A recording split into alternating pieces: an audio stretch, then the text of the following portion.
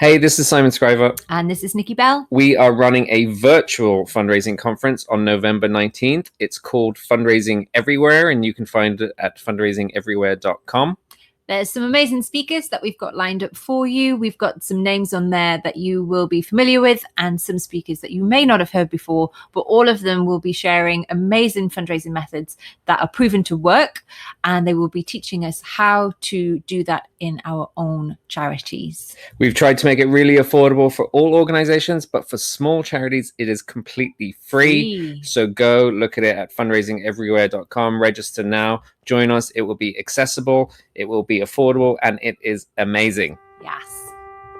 You're listening to Simon Scriver's Amazingly Ultimate Fundraising Superstar podcast, talking all things fundraising, charities, non-profits, and more. This episode has a guest host. You can be a guest host. If you want a guest host, then get in touch with me. Here's today's guest host, Robin Peake. Okay, welcome to another episode of Simon Scriver's Amazingly Ultimate Fundraising Superstar podcast. My name is Robin Peake, and I'm guest presenting today. And I'm delighted to be joined by fundraising titan, Angela Cluff. Hello, Angela. Hi, Robin. Angela, I met you at the Institute of Fundraising Awards dinner this year when I was very privileged and pleased to be sat beside you. I went into the event and I thought, I really hope I get to sit beside someone interesting tonight. And I did. And we had a really good chat. It's the first time I've met you in person. Of course, I met you on Twitter, where anyone lives, it seems. But after that, Simon was looking for guests to present the podcast. And I thought this was a great opportunity to talk to you and basically dress it up as a podcast when actually it's free consultancy for me. So this is what we're going to do. So Angela, let's kick off. I'd love to hear a little bit about your story, how you got into fundraising, and kind of where your fundraising journey has taken you. Well, first of all, you're way too kind with that introduction. I was delighted to sit next to a winner of an award from the previous year. So fantastic on all sides, I think. It was great. So I've been in fundraising now quite a long time. I didn't move into fundraising straight out of university. I did a few commercial jobs in media, in market research. And then I did that thing of saying, you know what, I could carry on doing this forever, or I could perhaps try and do something that was a bit more values-led. And in the way that things come about, I decided that the best thing I was probably qualified to do was to try and get into corporate fundraising. Mainly because I'd done a lot of jobs that were about handling corporate relations from a customer end. So I thought I knew a bit about how you worked with companies and what you might do. So I applied for a job and got a job with British Heart Foundation, so large medical research organisation here in the UK, as a corporate fundraiser. And I spent a year and a half simply learning what charities were all about and how it might work. I think it's probably fair to say at that point that the British Heart Foundation was not too sure what it wanted out of corporate relations. And it wasn't too sure about how it wanted to take it forward. So I made a slightly sideways move and I joined the NSPCC as head of major donors. And I had no major donor experience whatsoever. But I was fortunate enough to be interviewed by Giles Pegram, who will come up several times in this conversation, I'm sure, who took me on as head of major donors. And I joined to head up a team of 15 or so major gift fundraisers. And at that time, I think NSPCC was probably unique in the UK. I don't think very many other charities had a major donor department of that size or scale. And the connection, of course, was basically major donor fundraising, in my mind, is about understanding what makes people tick. And if you understand what makes companies tick and other organisations tick, you have a chance of crossing into it. And I think it's probably fair to say I learnt the most I know about fundraising from Giles and from those years at the NSPCC. Fantastic. Great. Let's talk about your time at the NSPCC, because While you were at the NSPCC, I'm going to do that terrible thing to people. I was at primary school, and great. the full stop appeal was starting to get into full swing. Can you just explain for people what the full stop appeal was? Because I mean, to my mind, it was the most ambitious initiative by a fundraising charity there's ever been, potentially. So it came about because towards the end of the 90s, you were clearly too young to remember this, but there was a huge amount of looking forward to the millennium. And there was a huge amount going on around how would organisations, individuals, people mark the millennium. And was there any point? Because wasn't the millennium bug just going to destroy everything anyway, and we wouldn't have to do anything? Well, you know what? There were two very different views of the world. I mean, if you think back to things like the Millennium Bridge in London, certainly there was a huge amount of stuff going on, physical stuff around the river. Very bold, ambitious plans to do things that would be, which would really change our environment. And the NSPCC had a conversation that went, in that kind of really optimistic world, what could we do for children? And it started to build on the founder of the NSPCC's words, which was something like, we won't just do something, we need to do the very best we can. And so the idea of launching some sort of game-changing campaign, initiative, whatever you want to call it, around making a sea change in how children were treated became the conversation. And alongside that, there was a conversation about, well, if we were going to do that, what sort of money could we raise? And you probably know the campaign set out to raise 250 million. To begin with, 250 million was sort of just a number. It had some reality. We knew the likes of Oxford University, Cambridge University, potentially the Royal Opera House were raising numbers of that sort of order. But it had never really been done by a mainstream social services type charity. A nice charity. Yeah. So, you know, a people-focused thing, the number happened and it stuck. And so we found ourselves preparing to raise £250 million, which was, you know, when I look back at some of the things that we did or didn't do, they were astonishing, right? We had astonishing conversations about how would we go from being a £50 million charity, which in broad terms we were, to a £250 million appeal. It's really important to say that the organisation had some experience of doing that. So again, Giles Pegram, who'd been the director of fundraising for many years, even at this point, had previously run a campaign when the NSPCC was 100 years old, its centenary campaign, that turned it effectively from being a £3 million charity into raising £12 million in a year. So there was some connection.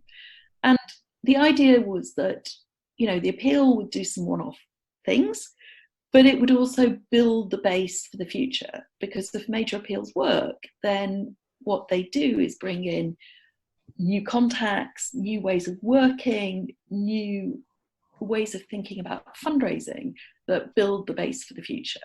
So the idea was never like this would be it. The idea was it would provide a jumping off point for a new level of growth. I mean, the thing that strikes me about the Full Stop appeal is the sheer ambition of the thing, and the courage it takes to publicly say, this is what we're going for. I mean, I work for a relatively small charity, and earlier this year we did a crowdfunder campaign for £10,000 and just about got there, and that felt good, you know. So I mean, this, you know, this is 20 years later than raising £250 million. I mean, what does that ambition do to staff, to volunteers, to morale? Well, it's a great question, because it's actually really different in different places. So it only works if volunteers are truly energised and truly behind what it is you're trying to do. Part of my experience in the very early days was taking out I don't think it was any more than 2 pages, 2 sides of A4 about why we needed to raise £250 million. And what I know is if you said it in a sentence, people kind of rolled their eyes and laughed slightly. If you sat down and talked to them about the things children were experiencing in places up and down the country and why it needed to change, there was no argument that was a good thing to do. And gradually, we built a collection of very high-level volunteers who were committed to doing something about it.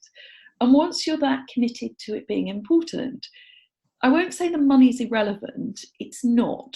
The money is really, really important. But because you've sold the vision and the cause really matters, people get behind it.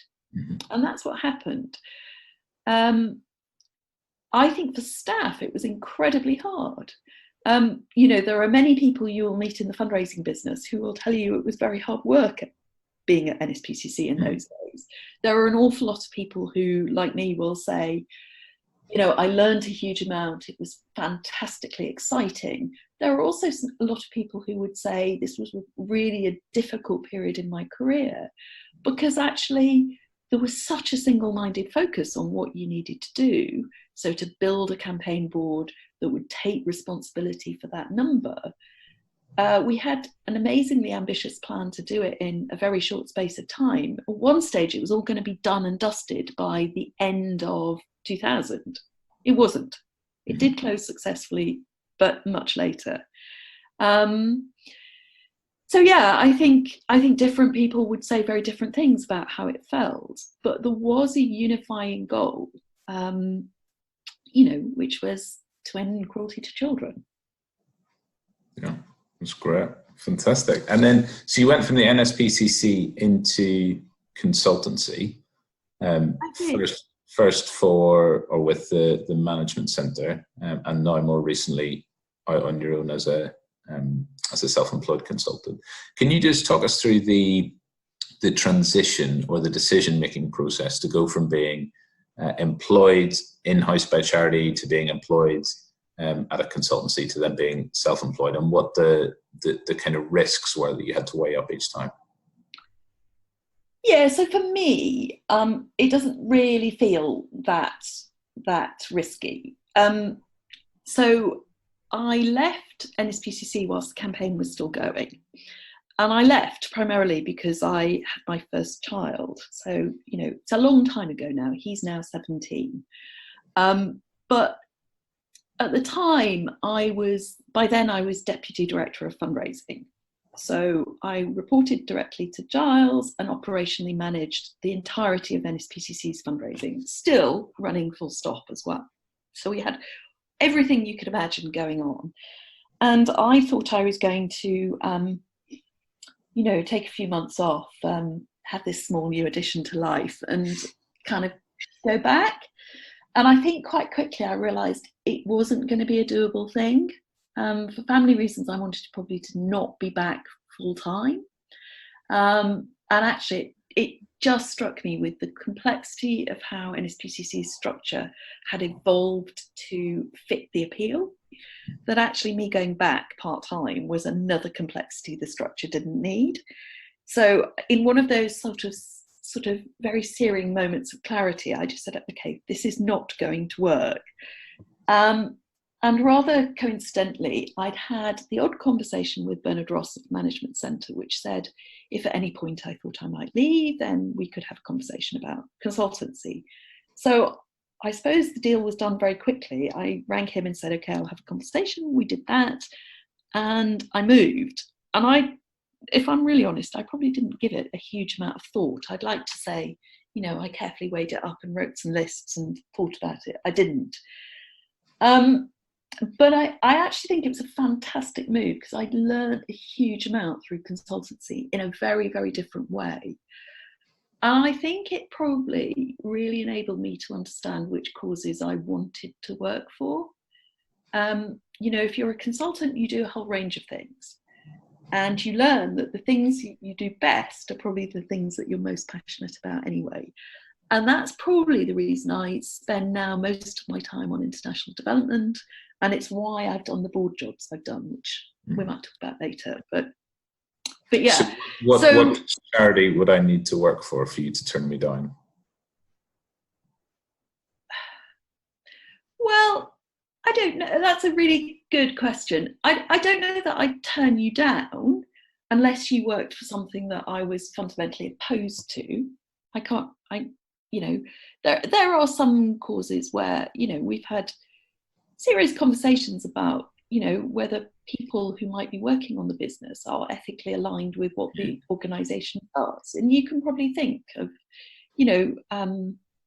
when we did a very big piece of work for Planned Parenthood in the US, some people, not me, but some people were not too keen to work on it. And you kind of have to think about those things. But it is true that I'm less interested in arts fundraising, for example, than I am in things that are people-based. I'm really, I hope he won't bark in the middle of this, but I'm very keen on my dog. But I'm not sure that pet charities are as important to me as human charities. So I'm not saying I would turn you down necessarily, but I think you do really work out whether all causes are equal, and I don't think they are for many people. There goes my painting from elephants charity that I was going to propose to you, but anyway. So what advice would you give to someone who's thinking of branching out into consultancy? So I think you need to be, I've known people who go into it and don't really like it. And the usual reason people don't like it is you can do the best piece of consultancy in the world, but it's the old take a horse to water piece. You're not then there in most cases to implement and deliver whatever it is that you're talking about. And if you're somebody who really likes to be there beginning, middle and end, it may not be for you. That would be one thing.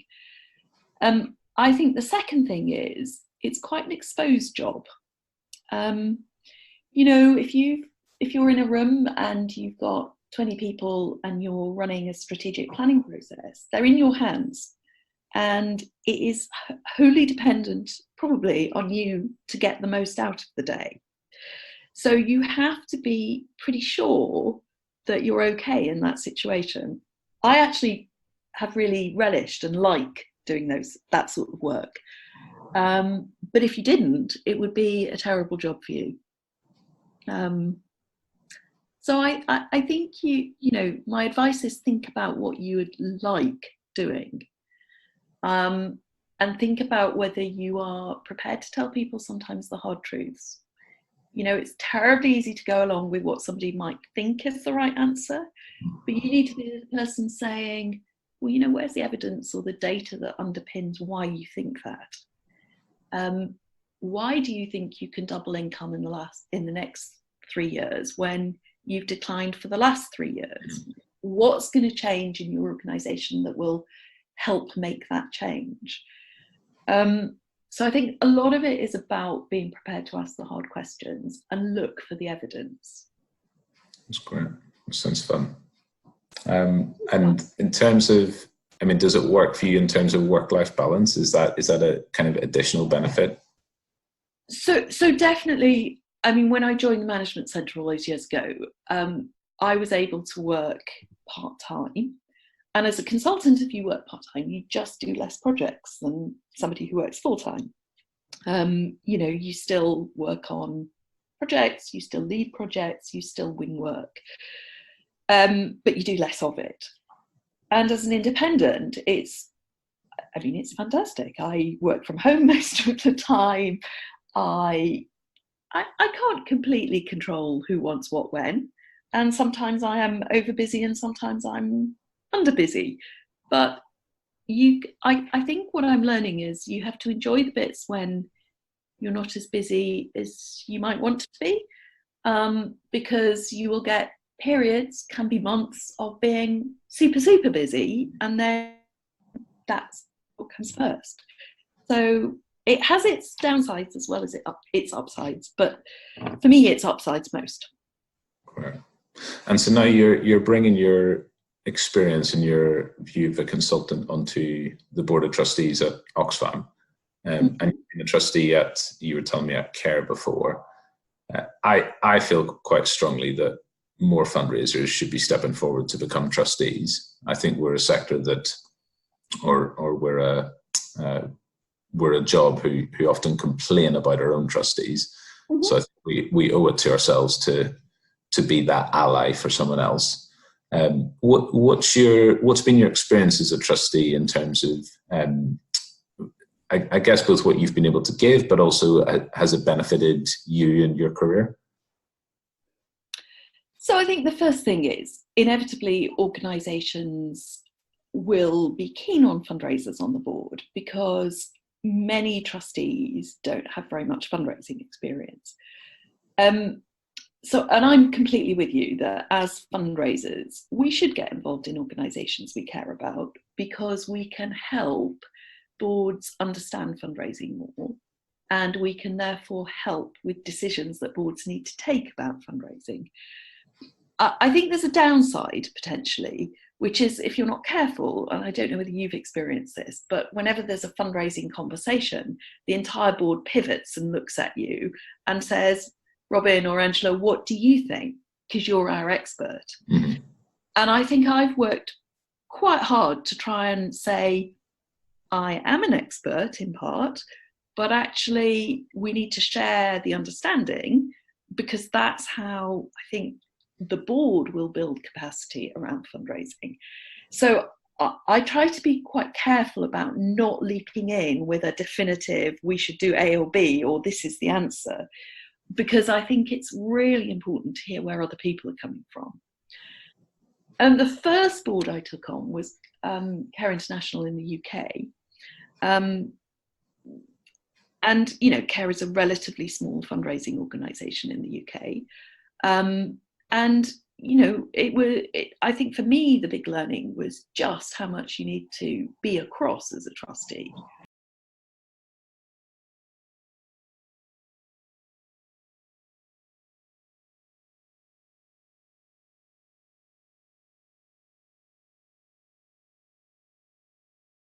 You learn a huge amount about every area of the business and what you need to be across. You know, thinking about health and safety, about the security of people, about the detail of the office move. You get involved in stuff that probably you don't think about as a fundraiser. And I think that helps you understand why the board thinks about fundraising the way it does. So for me, it was a real eye-opener about the breadth of knowledge and decisions around the table. And I think it's where I saw diversity really work in action. So there's often times on boards where I sit and I think I wouldn't have thought about it from that point of view through any of the experience I have, but hearing somebody else's perspective who comes from a very different place, I think has been a real learning for me about how to listen to other voices. That's fantastic. And then, so you joined the board at Oxfam at an interesting time. Can you just explain a bit, maybe for people who don't know, who've been hiding under a rock for the last few years, what happened? And I'm really interested in the effect of that on a board of trustees, because I'm guessing you didn't just wait until your next trustee meeting to have a conversation about it. So what basically happened was the Times did a very detailed investigation around some incidents of extremely poor behaviour that had happened in Haiti back in 2010, 2011, which became a very major news story in the UK. So I think it's probably fair to say that it was top news item for several days in a row. And the onslaught of media coverage was probably 10 or so days. It led to a Charity Commission investigation and a whole raft of other processes and so on. from the Board of Trustee point of view, what I would say is, again, it really brings home to you, A, the responsibility that you have, and B, you kind of have two choices. I was new. It might have been very easy to say, oh, this isn't for me, this is really difficult stuff. But I fundamentally believe that Oxfam's a great organisation that does amazing work. Whatever problems Oxfam has need to be fixed. And I believe on being on the inside trying to fix, not on the outside not trying to fix. So for me, there was a real easy thing to do, first of all, which was to make an in-head decision about, are you up for doing whatever is necessary? And, how do you do that in a way that is constructive and helpful?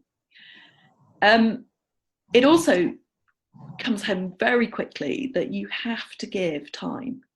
So, a trustee is a job that is however many meetings a year, usually quite organised, far in advance. But when these sorts of things happen, all sorts of things are important. Many of us visited Oxfam's offices quite early on, within the first couple of days, because staff were really under really difficult circumstances. Just on the fundraising side, if you were on the frontline supporter relations desk, it wasn't a great time, right? You were being phoned by very angry people wanting to cancel their direct debit because Oxfam was not the organisation they thought they were supporting. Many of us visited shops. Our local shops, largely run by volunteers, were on the front line of people coming in and asking all sorts of questions that, we were working hard to provide answers for, but they're at the front line of, facing the public. So just being able to pop into shops and say, we understand, thank you, and some of those things was really important. Do you remember where you were when you first found out about it? I know exactly where I was. Well, I know exactly where I was when it kind of hit the news. I was on a Skype call very early in the morning about a workshop I was due to run with an international organisation a few days later. And my phone was pinging with people saying, what's all this stuff on the Times today? And it's, so that's where I was when it hit the media. There was some indication. We knew some things beforehand, so it wasn't all completely new. But we didn't, I don't think, know the scale of the media response. Yeah. And it is really important to say that the other thing we have, spent now 18 months working in a very detailed way to make change, to drive the improvements that are necessary in Oxfam that mean that this can no longer happen again. Delivering humanitarian aid in some of the most difficult places on the globe is always going to be risky, but it is our job to make sure that we do it in the best possible way. And I think the mantra around it's not just what you do, but it's how you do it is really, really significant in that. And many of us have given, willingly and freely more time to Oxfam than we possibly imagined was part of the job. But I think that's the nature of being a trustee. And I wouldn't wish a crisis on anyone, but I think the learning that comes from being part of a board at that point is quite important stuff. Was there anything in particular that you felt you learnt or that you took away from that experience? I think it's easier to answer that in retrospect, I guess, but I think it comes back to say what you think at a board table. Sometimes easy to think, oh, that I would like to say X, but time and other people and all the rest of it. But I think speak up is really important. I think really understanding other people's perspectives again. Sometimes it's very easy to see things simply, and actually they're very complicated, is important. And I think being able to help and support staff is a really important trustee job, which sometimes is just a question of being a listening ear is what's needed. That's great. That's really helpful. It's really insightful to kind of understand what maybe a little of what went on behind the scenes.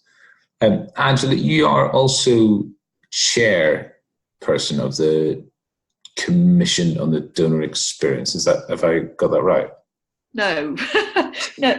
So the Commission on the Donor Experience was set up by Giles Pegram, who I said would come up a lot, and Ken Burnett, in the wake of the fundraising media crisis of 2015. So some people listening may remember the Olive Cook story, a very elderly lady who committed suicide. And there was certainly media talk that part of the reason she did that was that she was hounded by charities. Now, in fact, her family came out and said that wasn't really part of it. But what that led to was an intense period of scrutiny by the media and public about charity fundraising methods. And the Commission on the Donor Experience was set up with the idea that if people were being essentially hounded to give, there was something wrong. And so the Commission produced a lot of reports, which are all available on Sophie still, about how to improve the donor experience. And when the Commission finally reported, which was July 2017, the Institute of Fundraising took on to the legacy of the work, if you like, took on to try and implement change in the fundraising industry business that would drive change in how people thought about supporters. And the thing I chair at the moment is a volunteer committee which advises and helps the Institute do that. So we're the legacy body, if you like. Okay. And why did you get involved? Well, for many things that are to do with fundraising, because I was asked, but I guess when I think about it, I know I'm a donor to a range of things, especially some of the causes I'm on the board of, because I actually think it's really important as a trustee to give. I know that the experiences I have as a donor are really important to me. They make me feel differently, better, worse sometimes about charities and how they communicate and what they do and don't do. And we often talk in our sector about, we're doing something really difficult. We're kind of giving people are giving to us, but there is no tangible product that we give back. And for me, the tangible product is the experience. It's how the donor or the supporter actually feels about the interaction they have with organisations. And I know from my own experience that sometimes it's not great. And when it's not great, you feel less inclined to give again, to give more, or to give in the long term. And so if we're going to be successful, I think we have to focus on the experience we give our donors and supporters and try and improve it. So that's kind of why. I mean, I've talked in the past about a particular experience I had with an organisation where there was an emergency, a natural disaster. And the day it happened, I happened to be on email doing some work. And I responded with what I thought was a reasonably generous gift online almost immediately. So I probably gave in the first couple of hours of the emergency. By that evening, and I'd only done it in the afternoon, I got an email back saying, thanks very much for your donation. The need is going to be great. Can you give again? And I know from fundraising practice that that sort of thing works. But I also know that what it made me feel was that the organisation thought I hadn't been generous enough, and actually my gift wasn't very valued. And that's not, in my view, how we want supporters to feel about us. So for me, the thinking around supporter experience is really important. We need to make it better. Do you feel there's a trade-off? I mean, you said you know that sort of thing works. So, a utilitarian might say that the benefit to the beneficiary in that disaster-stricken place is more important than your feelings. But equally, someone might say that taking a long-term view of a supporter would lead to more benefit for those people, that cause. What's your kind of view on that? So, of course, the most important thing, and I think this is true for most donors and supporters, is that they're making a difference on the front line, right? So that the money is going to deliver whatever it needs to deliver, food, water, whatever. But for me, if I'm treated well as a supporter, then that builds my connection to the organisation that's treating me well. So the next time I'm going to give to the one that I think does a great job, but also treats me well. So I think it's a competitive piece in part, but everybody is looking for the same pool of donors in many ways. So if you want my loyalty and you want my long-term giving, you need to treat me well.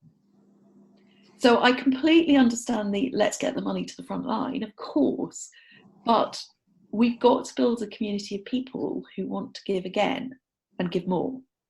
And I think I think the data will tell us that certainly in the UK, the population of those giving to charity has barely moved over a long period of time. So we're not very good at bringing new people in. And I do wonder whether it's not the whole answer, but whether improving the way in which supporters feel might be part of that solution. Okay. And I mean, what's your observations over, the last 25 years? Are we getting better at this? Are we getting worse at this? Is it a kind of straight line, or is it up and down? It's really hard to generalize. I do think that there has been a huge amount of talk about how the current fundraising model is broken. And I do sort of think that part of the last 25 years, there's been a really strong focus on growth through acquisition. It was possible to acquire new donors fast, cost effectively. And I almost see that as a bit of an industrialization of fundraising. It became the pervading model, and there was relatively little attention put on, retention, upgrade, growth of the file. And I think we're now having to backpedal away from that and think about the longer term in a way that was not true maybe 5, 10, maybe more years ago. So for me, I think, I would describe myself as a relationship fundraiser at heart. And I think the supporter experience really connects to all of that. But what we can't do is just label stuff we don't do very well with a new name. We do have to actually get better at making people feel that not only does what they give make a difference, but that they themselves get something out of how they feel about it. So I see a trend back to more individual and personal forms of fundraising. I see a trend to people being handled much more individually. And, the challenge is, how do you do that really cost effectively? And that's where I see kind of the role of technology and, using systems and processes to really help us do that. But what we can't do is assume that we don't have to change. We do have to change. And if we don't change, I fear we will be all chasing a smaller and smaller group of donors who aren't very happy with actually what we do. And that doesn't feel like what we should be doing. And are you hopeful, or are you cynical? I'm hopeful if we do some of the things that we say we're going to do. So, if I were to think about strategies I've facilitated people to produce over the last, 3 to 5 to more years, I think almost everywhere there is a line about, whatever format people have used, there will be an objective or a line about, we need to identify our audiences, listen to them, and respond.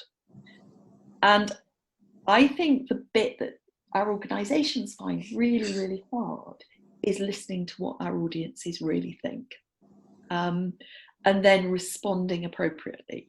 So our audiences are out there, they will tell us what they like about us, what they don't like about us, all sorts of stuff. But it's our job to act on it, not just kind of pay lip service to it. And I think that's one of the real changes that we'll have to make, is how do you really gain very strong insight from what our audiences will tell us and then respond to them. Amazing.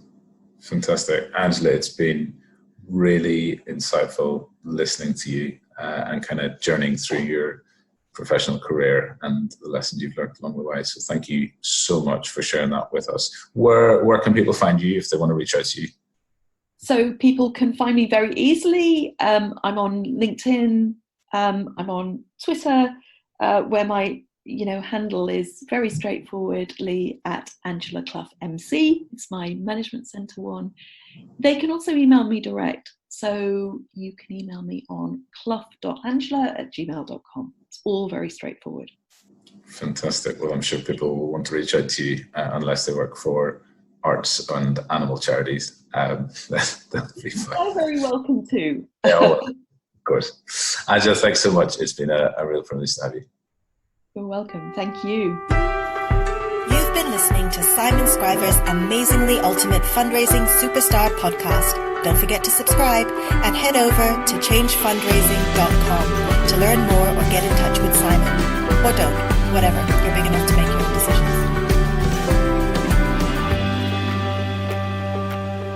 Hey, this is Simon Scriver. And this is Nikki Bell. We are running a virtual fundraising conference on November 19th. It's called Fundraising Everywhere, and you can find it at fundraisingeverywhere.com.